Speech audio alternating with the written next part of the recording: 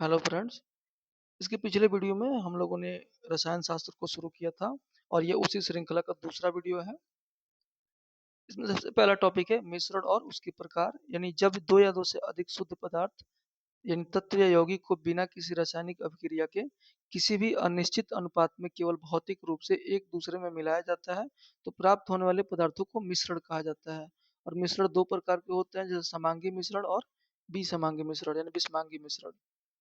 समांगी मिश्रण यानी होमोजेनियस मिक्सचर, इसमें अणुओं की व्यवस्था एक वितरण पूरी तरह से एक समान होती है और इस घटकों को नग्न आंखों से अलग अलग नहीं देखा जा सकता। और इनके अन्य नाम जैसे सभी समांगी मिश्रण को विलयन कहा जाता है, जैसे नमक और पानी का विलयन, चीनी और पानी का विलयन, हवा, पीतल जो कि जिंक और कॉपर का मिश्रण है। उसके बाद हम लोग देखते हैं विषमांगी मिश्रण यानी हेट्रोजेनियस मिक्सचर। तो इसमें अणुओं का वितरण अव्यवस्थित होता है, इसके घटक एक समान रूप से नहीं मिले होते हैं और अक्सर यह अलग अलग परतों में दिखाई देते हैं। इन्हें निलंबन और कोलाइड की श्रेणी में रखा जाता है, जैसे गंदा पानी, धूल और पानी। रक्त और दूध में दोनों दिखने में समांगी लगते हैं, लेकिन माइक्रोस्कोप से देखने पर इनमें वसा और प्रोटीन के कण अलग अलग तैरते दिखाई देते हैं, इसलिए विषमांगी कोलाइड होते हैं। उसके बाद हम लोग देखते हैं दूसरा चैप्टर, इसमें अकार्बनिक रसायन विज्ञान के बारे में दिया गया है। अकार्बनिक रसायन विज्ञान के अंतर्गत मुख्य रूप से निम्नलिखित विषयों का अध्ययन किया जाता है। आवर्त सारणी, उसका परिचय, धातु, अधातु, उपधातु और इसके यौगिक और मिश्र धातु। सबसे पहले हम लोग देखें आवर्त सारणी के तत्व और उनका वर्गीकरण। तो पहला है मेंडलीव की आवर्त सारणी। 1869 में दिमित्री मेंडलीव ने सबसे पहले रसायन तत्वों को व्यवस्थित करने का प्रयास किया था। उन्होंने तत्वों को उनके भौतिक और रासायनिक गुणों के आधार पर बढ़ते हुए परमाणु भार के क्रम में व्यवस्थित किया था। तत्वों को इस प्रकार व्यवस्थित कर आवर्त सारणी बनाने का यह पहला सफल प्रयास था।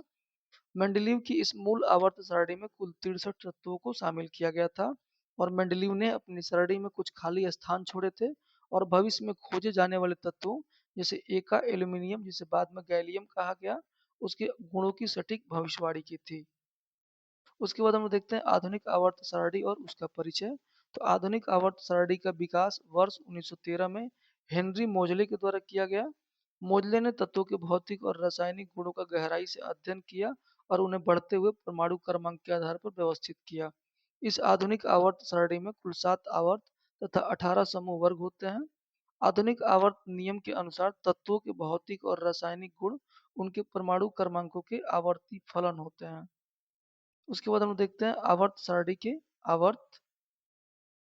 पहले आवर्त, इसमें हाइड्रोजन से लेकर हीलियम तक कुल 2 तत्व हैं, इसे लघुत्तम आवर्त कहा जाता है। दूसरे आवर्त में इसमें लिथियम से लेकर नियोन तक कुल 8 तत्व हैं, इसे लघु आवर्त कहते हैं। और तीसरे आवर्त जिसमें सोडियम से लेकर ऑर्गन तक कुल 8 तत्व हैं, यह भी एक लघु आवर्त कहलाता है। और चौथा आवर्त, इसमें पोटेशियम से क्रिस्टन तक कुल 18 तत्व हैं, इसे बृहद आवर्त कहते हैं। और पांचवा आवर्त, इसमें रूबिडियम से जेनॉन तक कुल 18 तत्व शामिल हैं और यह भी एक बृहद आवर्त है। छठे आवर्त में सीजियम से रेडॉन तक कुल 32 तत्व यानी लेथेनाइड्स के सहित हैं, इसे बृहत्तम यानी लॉन्गेस्ट पीरियड कहा जाता है, यानी बृहत्तम आवर्त कहा जाता है। और सातवां आवर्त, यह एक अपूर्ण आवर्त माना जाता था, जिसे जिसमें एक्टिनाइड सहित 32 तत्व आ सकते हैं और यह भी बृहत्तम आवर्त की श्रेणी में आता है। वर्तमान में IUPAC द्वारा 118 तत्वों की पूर्ण रूप से खोज और नामकरण किए जाने के बाद यह सातवां आवर्त अब वैज्ञानिक रूप से पूर्ण माना जाता है। उसके बाद हम लोग देखते हैं आवर्त सारणी के कुछ प्रमुख समूह। पहला है चेलकोजन समूह। यह आवर्त सारणी का 16वां समूह है, जिसे ऑक्सीजन समूह भी कहा जाता है। इस समूह के प्रमुख तत्व हैं ऑक्सीजन, सल्फर, सेलेनियम, टेल्यूरियम और पोलोनियम। चेलकोजन का अर्थ होता है कि अयस्क बनाने वाले, क्योंकि अधिकांश धातुओं के अयस्क प्राकृतिक रूप से ऑक्साइड या सल्फाइड के रूप में ही पाए जाते हैं। उसके बाद है हैलोजन समूह। यह आवर्त सारणी का 17वां समूह है, जिसे फ्लोरीन समूह भी कहा जाता है और इस समूह के तत्व हैं फ्लोरीन, क्लोरीन, ब्रोमीन, आयोडीन। आपके नोट्स में अंतिम तत्व आर्सेनिक लिखा है, जो कि टाइपो हो सकता है। और हैलोजन समूह का सही पांचवा तत्व स्टेटीन होता है और हैलोजन का अर्थ लवण यानी नमक बनाने वाले। और फ्लोरीन पूरी आवर्त सारणी का सबसे अधिक विद्युत ऋणात्मक तत्व है। उसके बाद हम लोग देखते हैं शून्य समूह या अक्रिय गैस। इसे आवर्त सारणी का 18वां समूह या नोबेल समूह कहा जाता है। इस समूह में अक्रिय गैस है शामिल है जैसे helium, neon, argon, krypton, xenon और रेडॉन इत्यादि। इन तत्वों को अक्रिय इसलिए कहा जाता है क्योंकि इनको सबसे बाहरी कक्ष में यानी इनके सबसे बाहरी कक्ष में इलेक्ट्रॉनों की संख्या पूर्ण होती है, जिससे ये रासायनिक रूप से अत्यंत स्थिर होते हैं और सामान्य परिस्थितियों में किसी अन्य तत्व के साथ प्रतिक्रिया नहीं करते। अब हम लोग देखते हैं आवर्त सारणी के तत्व और उनकी विशेषताएं। तो आवर्त सारणी में कुछ तत्व अपने विशिष्ट भौतिक और रासायनिक गुणों के कारण परीक्षाओं के दृष्टिकोण से अत्यंत महत्वपूर्ण है, जो कि इस प्रकार है। पहला है द्रव अवस्था वाले तत्व, यानी सामान्य कमरे के तापमान पर मुख्य रूप से केवल दो रासायनिक तत्व पूर्णतः द्रव अवस्था में रहते हैं। पहला है पारा। यह एकमात्र धातु है जो सामान्य ताप पर द्रव अवस्था में रहती है, जिसका उपयोग थर्मामीटर और बैरोमीटर में किया जाता है और इसका परमाणु क्रमांक 80 है। उसके बाद है दूसरा ब्रोमीन। यह एकमात्र अधातु है जो सामान्य ताप पर द्रव अवस्था में यानी गहरे लाल भूरे रंग का द्रव है। यह सामान्य ताप पर द्रव अवस्था में पाया जाता है। नेक्स्ट हम देखते हैं लगभग द्रव अवस्था वाले अन्य तत्व। तो कुल 4 अन्य धातुएं ऐसी है जिनका गलनांक इतना कम होता है कि वो कमरे के तापमान से थोड़ा सा ऊपर जाते ही या हथेली पर रखते ही पिघलकर द्रव अवस्था में आ जाती है। जैसे फ्रांसियम 27 डिग्री सेल्सियस पर, caesium 28.5 degree Celsius, gallium 29.76 degree Celsius और रुबिडियम 39.48 डिग्री सेल्सियस पर द्रव अवस्था में आ जाते हैं। उसके बाद है आवर्त सारणी के गैसीय तत्व। पूरी आवर्त सारणी यानी 118 में से कुल 11 तत्व ऐसे हैं जो मानक तापमान और दबाव पर गैसीय अवस्था में रहते हैं और इन्हें दो भाषाओं में समझा जा सकता है। जैसे सक्रिय गैसें में हाइड्रोजन, ऑक्सीजन, नाइट्रोजन, फ्लोरीन और क्लोरीन। और अक्रिय गैस यानी नोबेल गैसों में helium, neon, argon, krypton, xenon, radon. इन सब में रेडॉन सबसे भारी गैस है और यह सामान्य वायुमंडल में नहीं पाया जाता, यह बल्कि भूकंप के दौरान पृथ्वी की सतह से निकलता है। नेक्स्ट हम लोग देखते हैं गलनांक, क्वथनांक और चालकता के आधार पर विशिष्ट तत्व। सबसे पहले हम लोग टंगस्टन के बारे में देखें तो यह आवर्त का सर्वाधिक गलनांक बिंदु वाला धातु है। लगभग 3410 डिग्री सेल्सियस से 3500 डिग्री सेल्सियस इसका गलनांक है। इसका क्वथनांक भी अत्यधिक उच्च होता है यानी लगभग 5550 डिग्री सेल्सियस। इसी उच्च ताप सहने की क्षमता के कारण इसका उपयोग विद्युत बल्ब के फिलामेंट में किया जाता है और इसका रासायनिक प्रतीक डब्लू इसके लैटिन नाम वोल्फ्राम से लिया गया है। उसके बाद है कार्बन।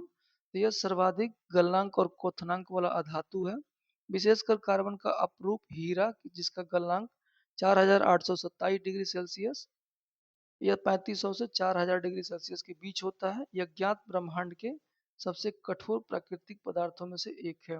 नेक्स्ट है चांदी। तो यह ऊष्मा और विद्युत दोनों की सर्वाधिक चालक धातु है। उसके बाद है ऑस्मियम और रुथोनियम। ये दोनों तत्व आवर्त सारणी में सर्वाधिक ऑक्सीकरण अवस्था प्रदर्शित करते हैं, जो कि +8 तक होती है। उसके बाद हम लोग देखते हैं विद्युत ऋणात्मकता और समस्थानिकों के आधार पर विशिष्ट तत्व। तो पहला है फ्लोरीन। पूरी आवर्त सारणी का सर्वाधिक विद्युत ऋणात्मक तत्व फ्लोरीन है। आवर्त सारणी का सर्वाधिक विद्युत धनात्मक तत्व सीजियम है। हालांकि फ्रांसियम सबसे अधिक है लेकिन वह अत्यधिक रेडियोधर्मी और अस्थायी है, इसलिए व्यवहारिक रूप से सीजियम को माना जाता है। टीन के पास सर्वाधिक संख्या में अस्थायी समस्थानिक होते हैं, इनकी संख्या 10 है। और अस्थायी समस्थानिक में जेनॉन और सीजियम के पास अधिकतम संख्या में यानी लगभग 36 अस्थायी समस्थानिक पाए जाते हैं। पोलोनियम आवर्त सारणी का सर्वाधिक रेडियो सक्रिय तत्व है। कुल मिलाकर सर्वाधिक समस्थानिकों वाला तत्व पोलोनियम ही है। इसकी समस्थानिक रेडियोधर्मी होते हैं और ये लगभग 33 समस्थानिकों वाला होता है। अगर ट्रिटियम के बारे में देखें तो यह विज्ञान के इतिहास का प्रथम कृत्रिम या मानव निर्मित रासायनिक तत्व है और इसका परमाणु क्रमांक 43 है। उसके बाद है ब्रह्मांड, पृथ्वी और घनत्व के आधार पर विशिष्ट तत्व। तो एस्टेटीन यह पृथ्वी की भूपर्पटी पर मौजूद सर्वाधिक दुर्बल प्राकृतिक तत्व है। लिथियम यह आवर्त सारणी की सबसे हल्की धातु है। धातुओं के घनत्व का सही बढ़ता क्रम है लिथियम, पोटेशियम और सोडियम, यानी लिथियम सबसे हल्का है, उसके बाद पोटेशियम और फिर सोडियम। ये तीनों इतनी हल्की धातुएं हैं कि पानी पर तैर सकती हैं। ऑस्मियम आवर्त सारणी की सबसे भारी धातु है और हाइड्रोजन पूरे ब्रह्मांड में मौजूद सर्वाधिक मात्रा का तत्व है, यानी सूर्य और तारों का यह मुख्य ईंधन है। सोना सर्वाधिक आघातवर्य धातु है, इसे पीट कर सबसे पतली चादर में बदला जा सकता है। और हीलियम गैस की आयनन ऊर्जा उच्चतम होती है क्योंकि इसके इलेक्ट्रॉन नाभिक के सबसे करीब और दृढ़ता से बंधे होते हैं। उसके बाद है आवर्त सारणी की अन्य प्रमुख विशेषताएं। सबसे पहला है परमाणु त्रिज्या या परमाणु आकार। किसी परमाणु में उसकी सबसे बाहरी कक्षा के इलेक्ट्रॉन और उसके नाभिक के केंद्र के बीच की कुल दूरी को परमाणु त्रिज्या कहा जाता है और यही परमाणु के आकार को निर्धारित करती है। उसके बाद हम देखें आवर्त सारणी में प्रवृत्ति। तो आवर्त में बाएं से दाएं जाने पर परमाणु त्रिज्या में कमी होती है। ऐसा इसलिए होता है क्योंकि बाएं से दाएं जाने पर नाभिकीय प्रभावी आवेश बढ़ता है, जो बाहरी इलेक्ट्रॉनों को नाभिक की ओर अधिक मजबूती से खींच लेता है। दूसरा है समूह वर्ग में ऊपर से नीचे जाने पर परमाणु त्रिज्या में बढ़ोतरी होती है। ऐसा इसलिए होता है क्योंकि नीचे जाने पर हर बार एक नई कक्षा जुड़ जाती है, जिससे नाभिक से बाहरी कक्षा की दूरी बढ़ती जाती है। उसके बाद हम लोग देखते हैं परमाणु आकार से संबंधित महत्वपूर्ण नियम। तो पहला ऋणात्मक आवेश का प्रभाव, यानी परमाणु आकार ऋणात्मक आवेश का परिणाम। किसी परमाणु पर जितना अधिक ऋणात्मक आवेश होगा उसका आकार उतना ही बड़ा होगा। किसी परमाणु पर जितना अधिक धनात्मक आवेश यानी इलेक्ट्रॉन त्यागने के कारण होगा उसका आकार उतना ही छोटा होता है, और जिस पर ऋणात्मक आवेश अधिक होगा उसका आकार उतना ही बड़ा होता है। उसके बाद हम लोग देखें आयनन ऊर्जा और या एंथैल्पी। तो किसी विलगित गैसीय परमाणु की तटस्थ अवस्था से उसकी बाह्यतम कक्षा से एक इलेक्ट्रॉन को पूरी तरह से अलग करने के लिए जितनी न्यूनतम ऊर्जा की आवश्यकता होती है उसे आयनन ऊर्जा कहा जाता है। क्योंकि इस प्रक्रिया में बाहर से ऊर्जा दी जाती है, इसलिए यह एक उष्मा अवशोषी स्थिति है। उसके बाद हम देखें आवर्त सारणी में प्रवृत्ति। तो आवर्त में लेफ्ट से राइट जाने पर आयनन ऊर्जा बढ़ती है और परमाणु आकार छोटा होने के कारण इलेक्ट्रॉन को नाभिक के आकर्षण से निकालना कठिन होता है, जबकि समूहों में ऊपर से नीचे जाने पर आयनन ऊर्जा घटती है और आकार बड़ा होने के कारण बाहरी इलेक्ट्रॉन आसानी से निकल जाता है। इसके बाद हम लोग देखते हैं इलेक्ट्रॉन बंधुता के बारे में। तो किसी तत्व के उदासीन विलगित गैसीय परमाणु की बाह्यतम कक्षा में एक अतिरिक्त इलेक्ट्रॉन ग्रहण करने और ऋणायन बनने के बाद जो ऊर्जा मुक्त होती है उसे इलेक्ट्रॉन बंधुता कहते हैं। चूंकि इस प्रक्रिया में ऊर्जा बाहर निकलती है, अतः यह एक ऊष्माक्षेपी प्रक्रम है। आवर्त सारणी की प्रकृति में देखें तो आवर्त में बाएं से दाएं जाने पर इलेक्ट्रॉन बंधुता बढ़ती है और समूह में ऊपर से नीचे जाने पर इलेक्ट्रॉन बंधुता घट जाती है। उसके बाद है इलेक्ट्रॉन बंधुता के विशिष्ट तथ्य। हीलियम, नियॉन आदि अक्रिय गैसों की इलेक्ट्रॉन बंधुता शून्य होती है क्योंकि इनकी बाह्यतम कक्षा पूरी तरह से भरी होती है, अतः ये अतिरिक्त इलेक्ट्रॉन ग्रहण नहीं करती। हैलोजन इसमें अपवाद की तरह है। यद्यपि फ्लोरीन सबसे अधिक विद्युत ऋणात्मक है, फिर भी फ्लोरीन की इलेक्ट्रॉन बंधुता क्लोरीन से कम होती है। फ्लोरीन का आकार बहुत छोटा होता है, जिससे नए आने वाले इलेक्ट्रॉन को भारी प्रतिकर्षण का सामना करना पड़ता है। इसलिए पूरी आवर्त सारणी में सर्वाधिक इलेक्ट्रॉन बंधुता क्लोरीन की ही होती है। उसके बाद है विद्युत ऋणात्मकता। तो किसी सहसंयोजित यौगिक में किन्हीं दो परमाणुओं के मध्य बने हुए रासायनिक बंध के साझा इलेक्ट्रॉनों को किसी एक तत्व के परमाणु द्वारा अपनी ओर आकर्षित कर लेने का गुण विद्युत ऋणात्मकता कहलाता है। आवर्त सारणी में बाएं से दाएं जाने पर विद्युत ऋणात्मकता बढ़ती है और समूह में ऊपर से नीचे जाने पर विद्युत ऋणात्मकता कम हो जाती है। विद्युत ऋणात्मकता के कुछ एक्स्ट्रा फैक्ट के बारे में हम लोग जाने। तो अधातुओं में विद्युत ऋणात्मकता के गुण धातुओं की तुलना में कहीं ज्यादा होते हैं। यानी परमाणु जितना छोटा होगा उसकी विद्युत ऋणात्मकता उतनी ही अधिक होगी। और फ्लोरीन की विद्युत ऋणात्मकता क्लोरीन से ज्यादा होती है और यह पूरी आवर्त सारणी का सर्वाधिक विद्युत ऋणात्मक तत्व है। सभी अक्रिय गैसों की विद्युत ऋणात्मकता शून्य मानी जाती है। नेक्स्ट है आवर्त सारणी के ब्लॉक, यानी एस, पी, डी और एफ ब्लॉक। आधुनिक आवर्त सारणी को तत्वों के इलेक्ट्रॉनिक विन्यास के आधार पर चार मुख्य ब्लॉकों में बांटा गया है। एस ब्लॉक के तत्वों के बारे में हम लोग देखें तो इस ब्लॉक में शामिल तत्व परमाणु ऊर्जा, पर्यावरण, मानव शरीर और आधुनिक बैटरी निर्माण के लिए बहुत महत्वपूर्ण होते हैं। आवर्त सारणी के पहले दो समूह एस ब्लॉक के अंतर्गत आते हैं। पहले में क्षारीय धातुएं और दूसरे में क्षारीय मृदा धातुएं। ये ये धातुएं अत्यधिक क्रियाशील, बहुत मुलायम और हल्की होती हैं। ये इतनी मुलायम होती हैं कि इन्हें चाकू से आसानी से काटा जा सकता है, विशेषकर सोडियम और पोटेशियम को। एस ब्लॉक के प्रमुख तत्वों की विशेषताओं के बारे में चर्चा करें तो लिथियम आधुनिक समय में इसके समूह के कारण इसे सफेद सोना कहा जाता है। यह आवर्त सारणी की सबसे हल्की ठोस धातु है और इलेक्ट्रॉनिक वाहनों की बैटरी निर्माण के लिए अत्यंत आवश्यक तत्व है। उसके बाद है सोडियम, तो यह पानी और हवा के साथ अत्यधिक क्रियाशील है और पानी के संपर्क में आते ही उच्च विस्फोट करता है। इसलिए इसे सुरक्षित रखने के लिए हमेशा किरोसिन यानी मिट्टी के तेल में डुबोकर रखा जाता है। उसके बाद है द्रव सोडियम, तो इसका उपयोग नाभिकीय रिएक्टरों, विशेषकर फास्ट ब्रीडर रिएक्टर में यानी FBR में शीतलक यानी कूलेंट के रूप में किया जाता है। उसके बाद है सीजियम और रुबिडियम, तो इन दोनों तत्वों का इस्तेमाल अत्यधिक सटीक समय मापन वाली परमाणु घड़ियों में किया जाता है। उसके बाद है मैग्नीशियम, ये पौधों के क्लोरोफिल के केंद्र में पाया जाने वाला प्रमुख तत्व है। इसके कारण ही पौधों की पत्तियों का रंग हरा होता है। नेक्स्ट है रेडियम, यह एक रेडियो सक्रिय तत्व है और रेडियो धर्मिता से निकलने वाले विकिरण को मापने के लिए एक मिली सीवर्ट या माइक्रो सीवर्ट जैसी इकाइयों का प्रयोग करता है या प्रयोग किया जाता है।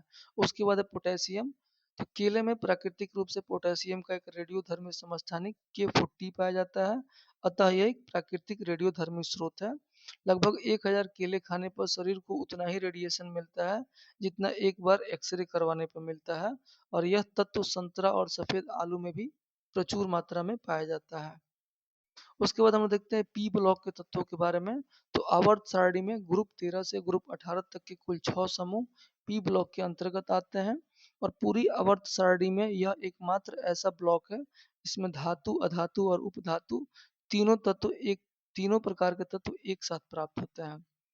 पी ब्लॉक के तत्वों के विशिष्ट नामकरण के बारे में हम लोग चर्चा करें तो ग्रुप 13 इसे बोरॉन परिवार कहा जाता है।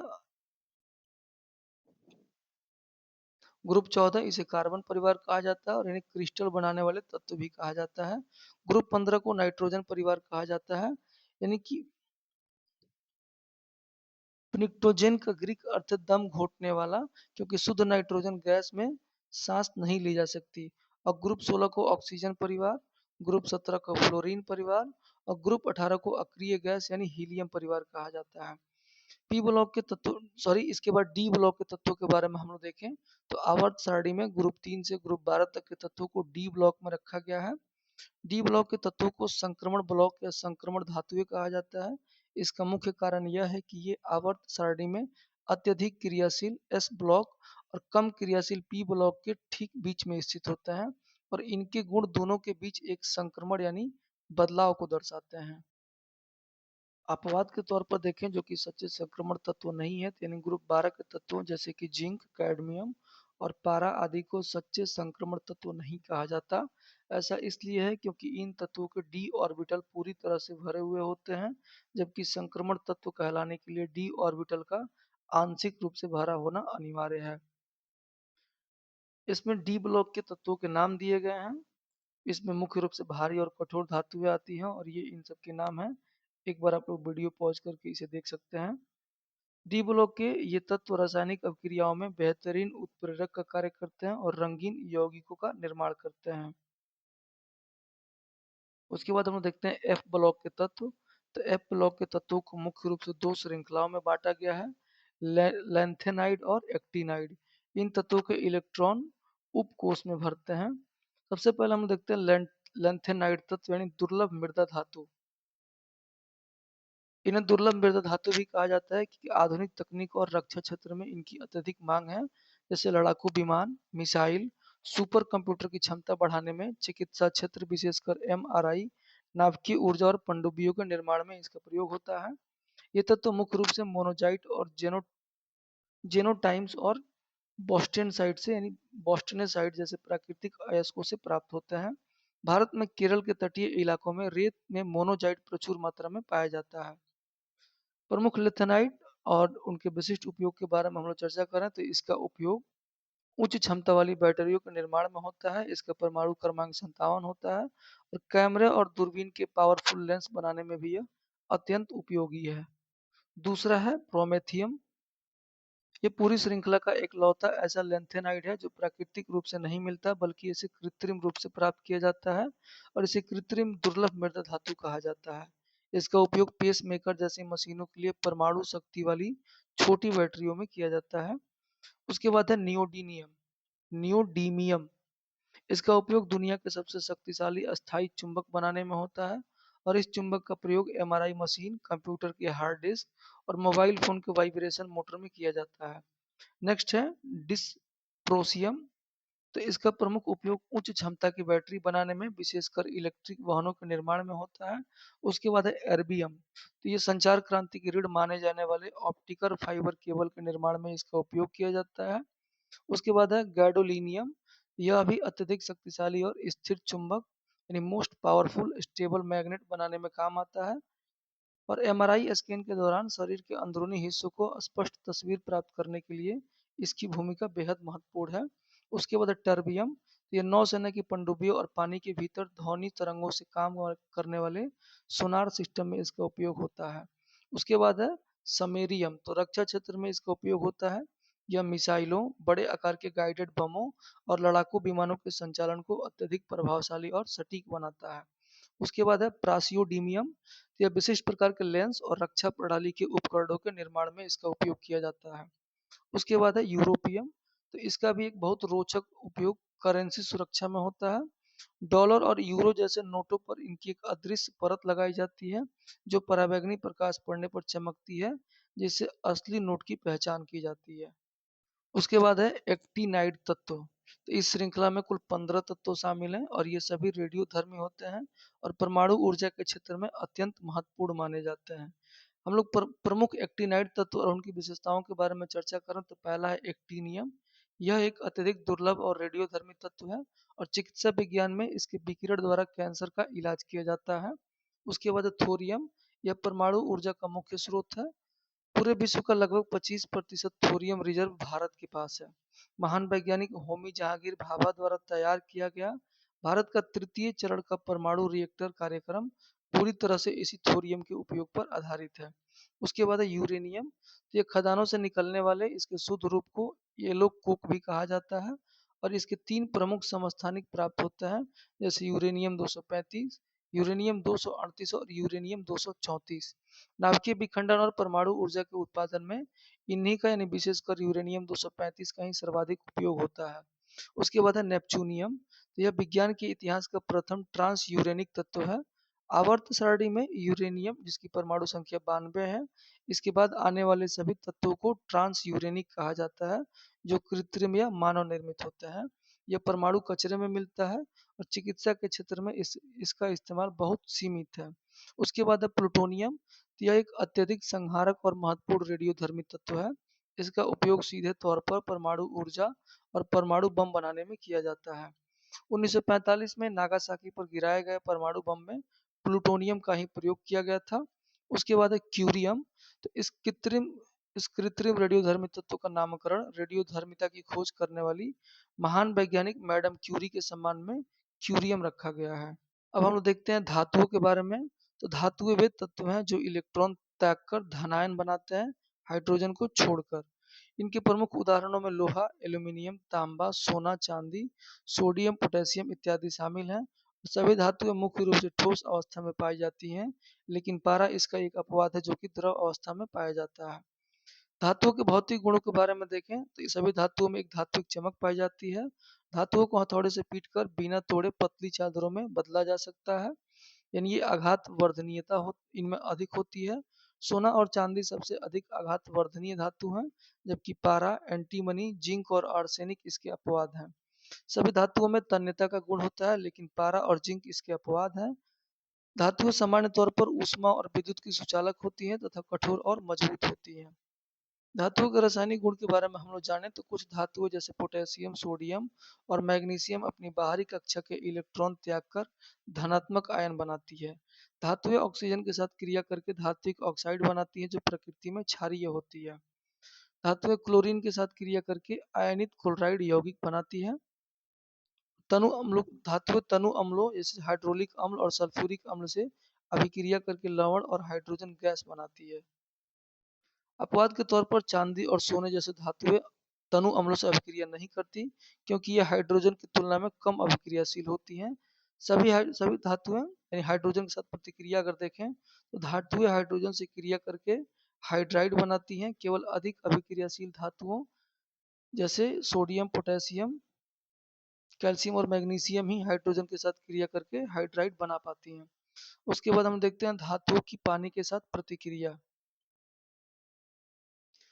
ठंडे पानी की स्थिति में देखा जाए तो प्रतिक्रिया करने वाली धातु है सोडियम, पोटेशियम और कैल्शियम, और इनसे प्राप्त उत्पाद है धातु हाइड्रोक्साइड और हाइड्रोजन गैस।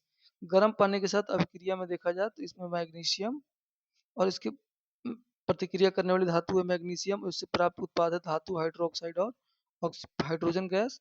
और भाप के साथ प्रतिक्रिया करने वाली धातुओं के बारे में देखा जाए तो एल्यूमिनियम, लोहा और जिंक है, और इससे प्राप्त उत्पाद है धातु ऑक्साइड और हाइड्रोजन गैस। आगे हम देखते हैं धातुओं की अभिक्रियाशीलता श्रेणी। जो धातुएं आसानी से परमाणु के इलेक्ट्रॉन का त्याग करके धनायन बनाती हैं, वे विद्युत धनात्मक हो बनती हैं और क्रियाशील होती हैं। धातुओं की अभिक्रियाशीलता का घटता क्रम इस प्रकार है कि potassium, sodium, calcium, magnesium, aluminium, zinc, लोहा, लेड, हाइड्रोजन, तांबा, पारा, चांदी और सोना। सोना और चांदी जैसी कम अभिक्रियाशील धातुएं आमतौर पर प्रकृति में मुक्त अवस्था में पाई जाती हैं। इसके बाद हम लोग देखते हैं धातुओं की प्राप्ति, निष्कर्षण, शोधन एवं प्रमुख यौगिक। धातुओं की प्राप्ति के बारे में हम लोग जाने तो प्रकृति में धातुओं की प्राप्ति सीधे तौर पर उनकी रासायनिक अभिक्रियाशीलता और उनके ऊष्मागतिकीय अस्थायित्व पर निर्भर करती है।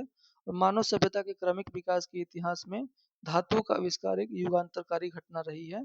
ऐतिहासिक और पुरातात्विक साक्ष्यों के अनुसार तांबा वह पहली धातु थी जिसका उपयोग मनुष्यों द्वारा पाषाण युग के अंत में यानी ताम्र पाषाण काल या चैलकोलिथिक युग में किया गया था। प्रकृति में धातुओं की उपलब्धता को उनकी अभिक्रियाशीलता के आधार पर मुख्य रूप से दो श्रेणियों में विभाजित किया गया है। पहला है अत्यधिक अभिक्रियाशील धातुएं यानी संयुक्त अवस्था। जो धातुएं प्रकृति में रासायनिक रूप से अत्यधिक अभिक्रियाशील होती हैं, जैसे कि लोहा, तांबा, जिंक, सोडियम, कैल्शियम इत्यादि, वे कभी भी पर्यावरण में अपनी शुद्ध या स्वतंत्र अवस्था में नहीं पाई जाती हैं। इन धातुओं की आयनन ऊर्जा अपेक्षाकृत कम होती है, जिसके कारण ये अपने संयोजी इलेक्ट्रॉन का आसानी से त्याग करके धनायन बना लेती है। इसके पश्चात ये पर्यावरण में मौजूद विद्युत ऋणात्मक तत्वों जैसे मुख्यतः ऑक्सीजन, सल्फर और कार्बन डाइऑक्साइड के साथ अत्यंत तीव्रता से प्रतिक्रिया करके स्थिर यौगिकों का निर्माण कर लेती है।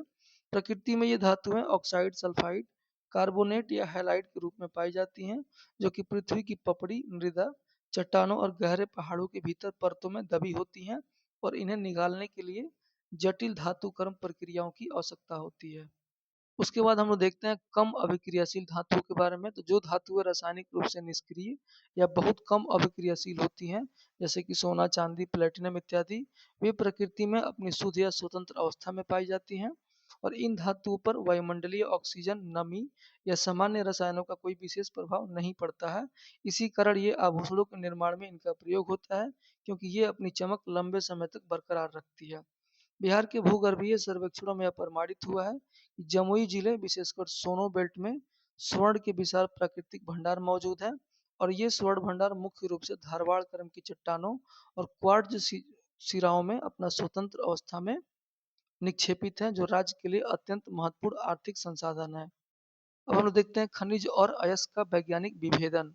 तो पृथ्वी के गर्भ से खनन द्वारा प्राप्त अशुद्ध धात्विक पदार्थों को वैज्ञानिक तथा वाणिज्यिक दृष्टिकोण से दो अत्यंत महत्वपूर्ण वर्गों में वर्गीकृत किया जाता है, और इन दोनों के मध्य सूक्ष्म अंतर धातु कर्म अर्थशास्त्र का आधार है। इसमें पहला है खनिज। तो पृथ्वी की भूप्रपट्टी के भीतर प्राकृतिक रूप से पाए जाने वाले वे सभी अकार्बनिक ठोस पदार्थ जिनमें धातुएं अपने विभिन्न यौगिकों के रूप में विद्यमान होती हैं, वे खनिज कहलाते हैं। खनिज के निर्माण में भूगर्भीय उथल पुथल, अत्यधिक दबाव और तापमान की भूमिका होती है, और खनिजों में धातु के यौगिकों के साथ साथ भारी मात्रा में प्राकृतिक अशुद्धियां जैसे मिट्टी, बालू, पत्थर और कंकड़ मिली होती हैं। उसके बाद हम लोग देखते हैं अयस्क के बारे में।